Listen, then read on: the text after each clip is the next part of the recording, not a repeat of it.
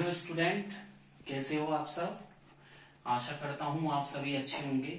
और आज की क्लासेस में चलते हैं हम, ठीक है। आरजी सर के साथ आगे बढ़ते हैं।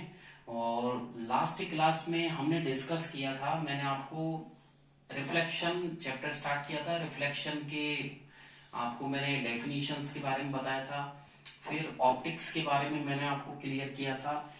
इसके बाद आज की क्लास में हम रिफ्लेक्शन को आगे लेके चलते हैं और इसके लॉस के बारे में आज की क्लास में मैं बताने वाला हूं। तो आज की क्लास में बढ़ते हैं फिजिक्स विद आरजी सर। तो चलते हैं और स्टार्ट करते हैं। थोड़ा सा मैं रिपीट भी करना चाहूंगा, ठीक है। रिफ्लेक्शन का मैंने आपको बताया था कि ऑप्टिक्स, हम फिजिक्स की ब्रांच ऑप्टिक्स में चल रहे हैं और उसमें फिजिक्स को हम ऑप्टिक्स के अंदर लाइट टॉपिक ले रहे हैं। Light is a form of energy. Light एक एनर्जी का फॉर्म है और ये सबसे पहले आपके क्रिश्चियन यूजेन ने वेव थ्योरी, लाइट की वेव थ्योरी को प्रोपाउंड किया था, ठीक है। Light is a form of energy. और लाइट के बाद मैंने आपको लुमिनस, नॉन लुमिनस, लुमिनस बताए थे। फिर इसके बाद आज की क्लास में हम लाइट के जो आगे की तरफ फिनोमिनाज है उसमें लेके चलूंगा मैं। और लॉज ऑफ रिफ्लेक्शन की तरफ बात करें, टॉपिक है लॉज ऑफ रिफ्लेक्शन।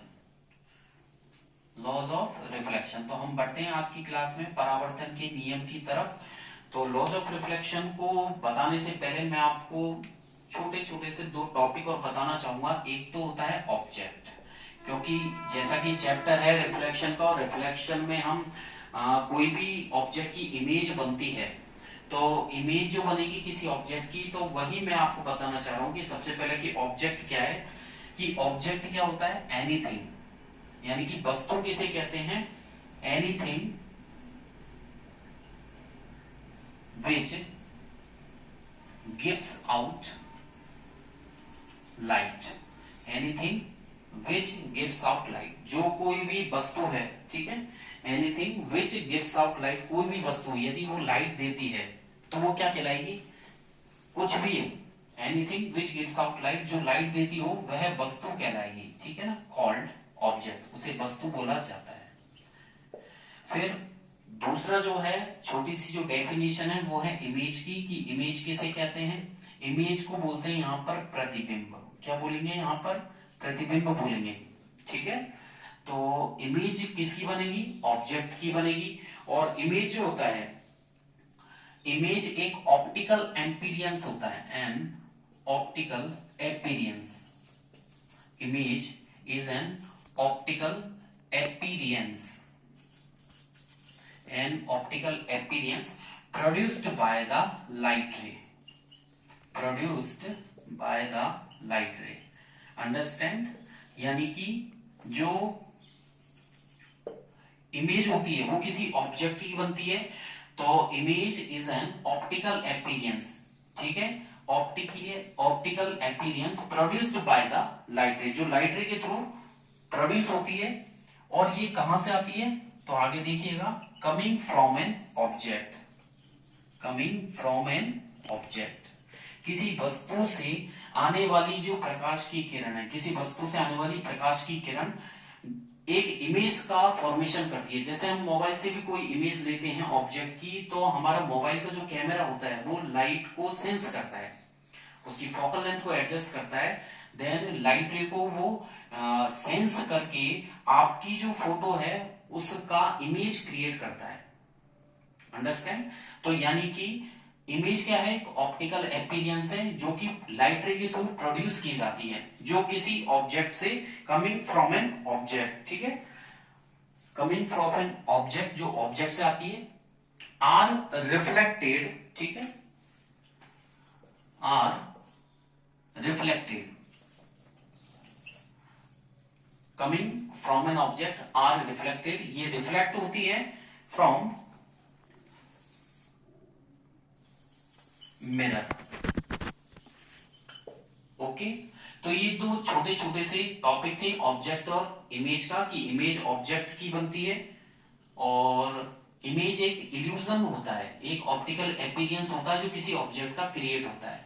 आगे की तरफ बढ़ते हैं और कम बैक करते हैं दोबारा लॉज ऑफ रिफ्लेक्शन पर। तो लॉज ऑफ रिफ्लेक्शन, परावर्तन के नियम, यहाँ परावर्तन के दो नियम है। कितने नियम पढ़ेंगे यहाँ परावर्तन के? अपन दो नियम पढ़ेंगे। तो यहां पर मेंशन कर देते हैं, there are two laws of reflection. There are two laws of reflection. First, यहां पर फर्स्ट लॉ कहता है कि जो आने वाली रे होती है, जिसे इनकमिंग रे या इंसिडेंट रे बोलते हैं, इस इंसिडेंट रे से जो एंगल बनता है उसे बोलते हैं एंगल ऑफ इंसिडेंस। तो पहला लॉ कहता है कि आने वाली रे से जो एंगल बनता है, angle I, is always equal to angle R. ये आपका पहला लॉ है, ये लॉ आपका फिक्स है। ठीक है, आपसे पूछा जाए एग्जाम में, तो बोर्ड के एग्जाम में अगर आता है कि write the rules of reflection या write the laws of reflection, तो आप वहां पर ये लिखेंगे there are two types of, या there are two laws of reflection. पहला तो आप लिखेंगे angle i equals to angle r. ठीक है, यानी कि angle of incidence is always equal to angle of reflection. यहां पर जो एंगल आई है, ये है एंगल ऑफ इंसिडेंस। क्या है? एंगल ऑफ इंसिडेंस, आने वाली रे से बनने वाला एंगल है। देन एंगल आर यहां पर है angle of reflection. Is that clear? तो नोट कीजिएगा, जल्दी से कॉपी पेन उठाइए और लिखिएगा angle I equal to angle R. एक नंबर का क्वेश्चन यहां से निकल के आ रहा है। Angle I equal to angle क्या है? Angle of incidence, then angle are angle of reflection. तो सेकेंड लॉ की तरफ बढ़ते हैं।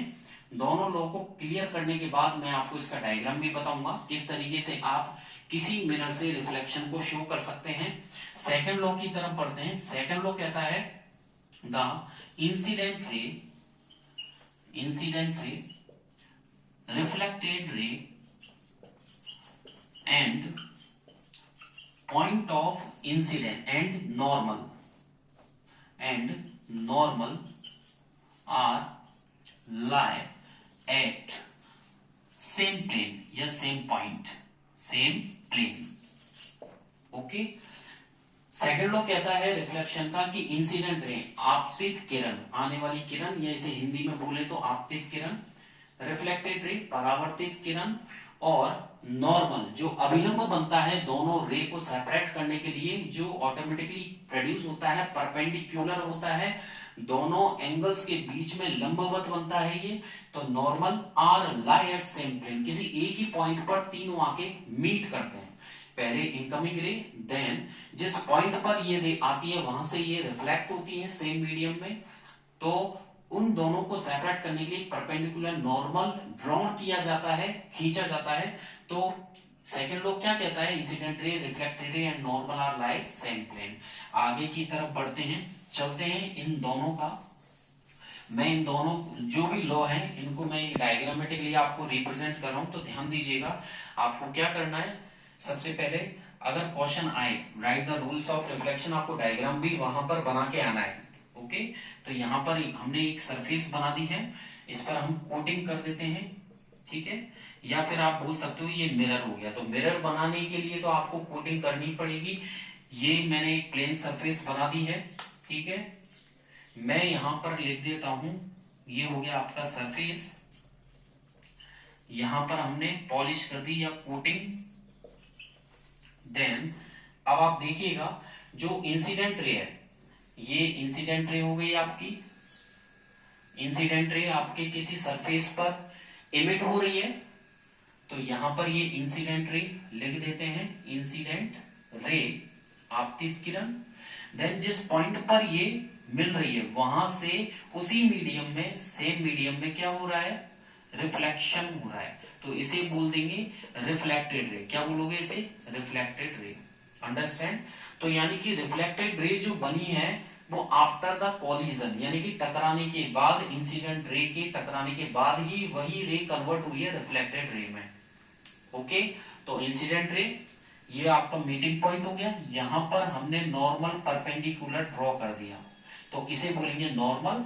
और जिस पॉइंट पर ये तीनों लाई कर रहे हैं, अभी अभी जस्ट बोला, मैं इसको नाम दे देता हूं O। यहां पर हम कुछ भी नाम दे दें, इसको M N दे दें। यहां पर आप पी क्यू दे सकते हो या एन एन डैश दे सकते हो, ए ओ, यहां पर हम इसको बी नाम दे दें। अब इस डायग्राम से बिल्कुल क्लियर होता है, बहुत सिंपल डायग्राम है। ये बीच में जो क्रिएट हो रहा है यहाँ पर इंसिडेंट रे से और नॉर्मल के बीच में, यहां पर लिख देते हैं हम नॉर्मल। अंडरस्टैंड। पॉइंट ओ आपको बताता है point of incidence, point of incidence. Okay, M N आपके सरफेस हो ही गई, ए ओ यहां पर इंसिडेंट रे है। तो ये जो इंसिडेंट रे है और नॉर्मल के बीच में जो एंगल क्रिएट हुआ है ये है एंगल आई।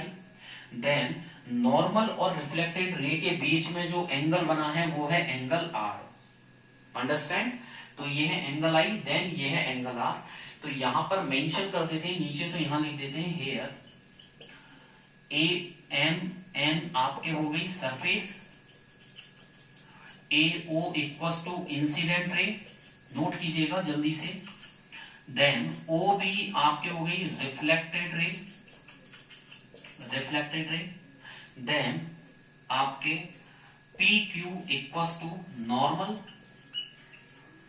और जो पॉइंट ओ है ये पॉइंट है आपका पॉइंट ऑफ, इसे बोल सकते हो आप ए ओ बी। तो ओ को हम लिख सकते हैं A O B, O equals to A O B equals to point of incidence. क्या लिख सकते हो? Point of incidence. ओके, यहां पर आगे की तरफ देखिए एंगल आई, तो ये देखिए ए ओ पी, तो यहां पर angle A O P equals to angle i आप लिख सकते हो, इक्वल्स टू यहां पर लिखेंगे एंगल ऑफ इंसिडेंस। क्या लिखोगे? Angle of incidence. इंसिडेंस, कई बच्चे बोलते हैं कि सर ये एंगल ऑफ इंसिडेंट, इंसिडेंट थोड़ा सा इसका वर्ड को आप चेंज कीजिए, इंसिडेंट की जगह आप इंसिडेंस शब्द का यूज कीजिए। देन आप यहां पर लिखोगे angle P O B equals to angle R. ये हो गया आपका पॉइंट, ये हो गया एंगल ऑफ आपके एंगल ऑफ इंसिडेंस, और यहां पर ये हो गया आपके एंगल ऑफ रिफ्लेक्शन। अंडरस्टैंड, बहुत सिंपल है एंगल ऑफ रिफ्लेक्शन। तो ये कुछ पॉइंट्स हैं जिनकी तरफ आप ध्यान दीजिएगा। तो आपके देखिए ये angle i angle of incidence है, angle are angle of reflection है। ये आपकी सरफेस हो गई, पॉइंट ओ आपके पॉइंट ऑफ इंसिडेंस हो गया, पी क्यू आपके नॉर्मल हो गया, देन ये इंसिडेंट रे हो गई ए ओ। तो आपको जब आपके ये क्वेश्चन आए तो डायग्राम बनाकर नीचे लिख दीजिएगा, सारी चीजों को आप क्लैरिफिकेशन वहां पर कर दीजिए बिल्कुल, जिससे चेक करने वाले को भी कोई प्रॉब्लम ना आए, ठीक है, और आपके नंबर सिक्योर रहे। देन आगे की तरफ हम क्लियर करते हैं, आगे की तरफ बढ़ते हैं। अब जैसे कि रिफ्लेक्शन चल रहा है, और तो रिफ्लेक्शन जो होता है वो एक सरफेस से होता है, और उस सरफेस पर एक साइड कोटिंग की हुई होती है, पॉलिश की हुई होती है। तो कोटिंग करेंगे तो वो हो गया उस केस में मिरर। क्या हो गया? मिरर। और मिरर को यहाँ पर दर्पण बोला जाता है। क्लियर है? कांच नहीं बोलेंगे, कांच नहीं होता है। कांच मतलब एक सिंपल सा गिलास हो गया, तो यहाँ पर कांच गिलास के लिए यूज होता है, यहाँ पर हम जनरली बोल देते हैं कि कांच। No, this is the wrong word. The Hindi translation of this word is दर्पण। Okay, understand. तो मिरर को दर्पण बोलेंगे। और मिरर की सिंपल सी डेफिनेशन है, एक highly smooth plane surface. Okay, a highly smooth surface, ये highly smooth polished, a highly smooth polished surface. ठीक है, यानी कि एक स्मूथ पॉलिश की हुई सरफेस को क्या बोला जाता है? Is called mirror, is called mirror. Understand. तो मिरर की अगर डेफिनेशन आ जाए एक नंबर में, तो आप क्या लिखोगे? ए highly smooth polished surface is called mirror.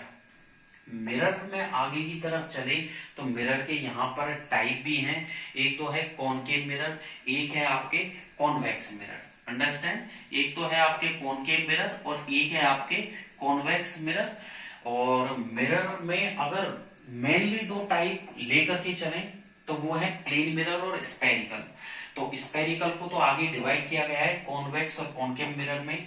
तो यहाँ पर और जो मिरर है, तो मिरर क्या करता है? रिफ्लेक्शन करता है। क्या करता है? रिफ्लेक्शन करता है। इसका कारण ये है कि सरफेस पर नीचे की तरफ आपने यदि कोटिंग कर दी, कलर कर दिया नीचे की तरफ, तो वो उस केस में क्या बन गया? मिरर।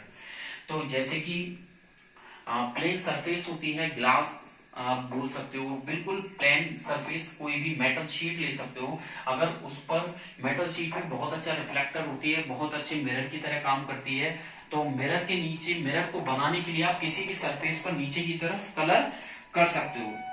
तो जो मिरर बनता है, तो द मिरर यहां मेंशन कर देता हूं, the mirror is formed, mirror को बना सकते हो, the mirror is formed by depositing a colour या डिपॉजिटिंग अ लेयर, कोई सी भी आप लेयर करके इसमें कर सकते हो, depositing a layer of silver metal.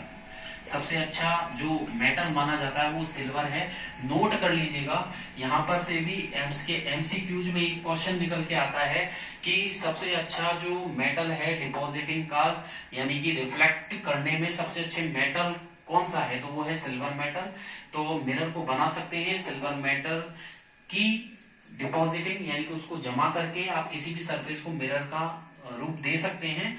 आगे की तरफ चले, मिरर के जो टाइप है, मिरर के दो टाइप है। कितने टाइप होते हैं, यहाँ पर मिरर के 2 टाइप्स हैं। पहला तो है प्लेन मिरर, तो यहां पर मैं लिख देता हूं मिरर यानी कि दर्पण। यहां पर इसके 2 टाइप्स हैं। पहला तो है आपके प्लेन मिरर, इसे समतल दर्पण के नाम से जानते हैं, समतल दर्पण।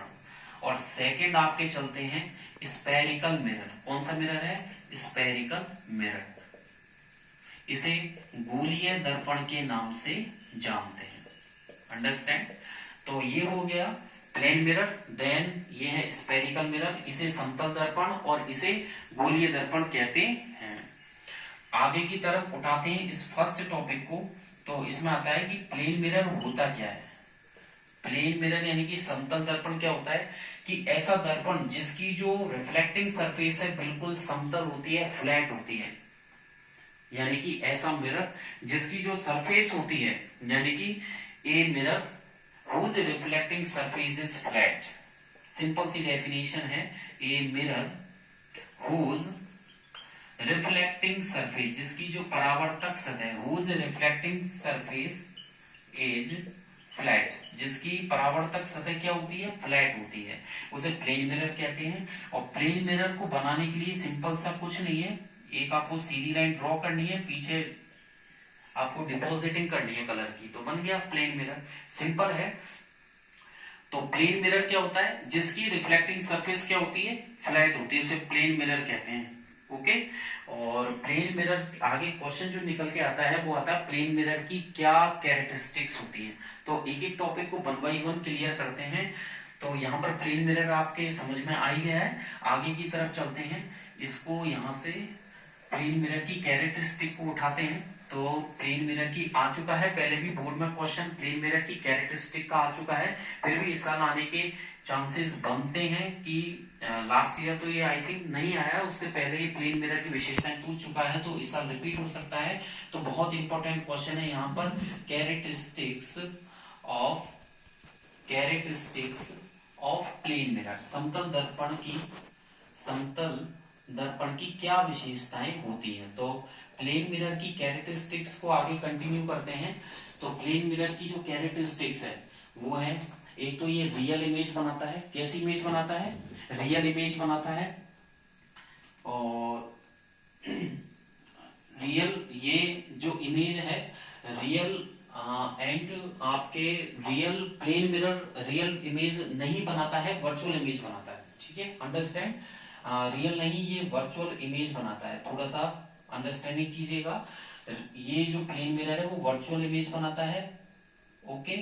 और इरेक्ट इमेज को फॉर्मेट करता है।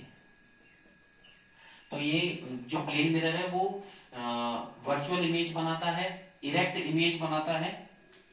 जितनी डिस्टेंस पर ऑब्जेक्ट होता है, जैसे कि ये प्लेन मिरर है, जितनी डिस्टेंस पर ऑब्जेक्ट होता है उतनी डिस्टेंस पर उसकी इमेज, जैसे कि यहाँ पर आप ऑब्जेक्ट है उतनी डिस्टेंस पर आपको उसकी इमेज बनेगी। जैसे यहाँ ऑब्जेक्ट है तो उतनी डिस्टेंस पर उसकी इमेज बनेगी। तो जो गैप होता है मिरर और ऑब्जेक्ट के बीच में, उतना ही जो डिस्टेंस होता है इमेज और उस मिरर के बीच में। तो पहला पॉइंट तो ये कि प्लेन मिरर से जो बनने वाली इमेज है वो कैसी होती है, वर्चुअल होती है, यानी कि वो आभासी होती है। और कैसी होती है, इरेक्ट, यानी कि वो सीधी इमेज बनती है। तो plane mirror virtual image create करता है। तो आप ऐसे बोल सकते हो, the image formed by plane mirror is virtual. Second point, the image formed by plane mirror is erect. Then third point आप ये बोल सकते हो कि जो इमेज होती है, the image is as far as, यानी कि जितना ऑब्जेक्ट की डिस्टेंस है, the image is as far as same distance to the object. जितनी डिस्टेंस पर आपकी जो इमेज बनेगी उसी डिस्टेंस पर ऑब्जेक्ट होगा, दोनों के बीच में डिस्टेंस सेम होगी और आपके सेम हाइट की यानी कि सेम साइज की इमेज बनाएगा। और सेम साइज की बनाने के बाद रियल आपके वर्चुअल इमेज बनाएगा, इरेक्ट बनाएगा, सेम डिस्टेंस की बनाएगा, सेम साइज की बनाएगा। ओके, और लेटरली इन्वर्टेड करेगा। कैसे करेगा, लेटरली इन्वर्जन कर देगा, उसको लेटरली इन्वर्टेड इमेज बनाएगा। जैसे कि मैंने यहाँ पर ये प्लेन मिरर बनाया, यहाँ पर मैंने P लिखा, तो ये आपको लेटरली इन्वर्स करेगा, तो P का रिवर्स आपको यहाँ पर दिखेगा। जैसे कि मैंने यहाँ पर Q कोई ऑब्जेक्ट रखा है तो वहां पर उसकी इमेज इस तरीके से ड्रॉ होगी। तो जो प्लेन मिरर है, प्लेन मिरर कैसी इमेज बनाता है, वर्चुअल बनाता है, इरेक्ट बनाता है, और जितनी डिस्टेंस पर ऑब्जेक्ट होता है उतनी डिस्टेंस पर बनाता है। ठीक है, सेम साइज की बनाता है और लेटरली इन्वर्स करता है उसको। लेटरली उसका मतलब एक, इसे हिंदी में बोलते हैं पार्श्व परिवर्तन, यानी कि पार्श्व परिवर्तन। तो आपको P का रिवर्स दिखाई देगा, आपका लेफ्ट आपको राइट दिखाई देगा और आपकी राइट साइड आपको लेफ्ट साइड दिखाई देगी। ये कुछ 5 पॉइंट हैं जो अच्छे से आपको नोट करने हैं, ठीक है, लर्न भी करने हैं। तो ये प्लेन मिरर की कैरेक्टरिस्टिक्स है और प्लेन मिरर के आगे चलेंगे, यूजेस की तरफ बढ़ेंगे। तो आज की वीडियो में इतना ही। तो थोड़ा सा और प्लेन मिरर के यूजेस के बारे में मैं बताऊंगा। ये प्लेन मिरर का यूज जो करते हैं वो सबमरीन्स में भी करते हैं, ठीक है, और आपके एक्सपेरिमेंट्स में भी इसका यूज करते हैं। सनलाइट जैसे सोलर कुकर्स में भी इसका यूज होता है। तो वो नेक्स्ट वीडियो में मैं आपके लिए लेकर आऊंगा कि प्लेन मिरर के यूजेस, फिर हम इसका लेटरल इन्वर्जन भी पढ़ेंगे। तो आज की वीडियो में इतना ही। अगर आपको वीडियो अच्छा लगा हो तो लाइक करें, अगर आपकी कोई क्वेरी हो तो कमेंट बॉक्स में आप कमेंट कर सकते हैं, ठीक है, और सब्सक्राइब करें और बने रहिए फिजिक्स आरजी सर के साथ, ठीक है। आज की वीडियो में इतना ही। Thank you, bye bye.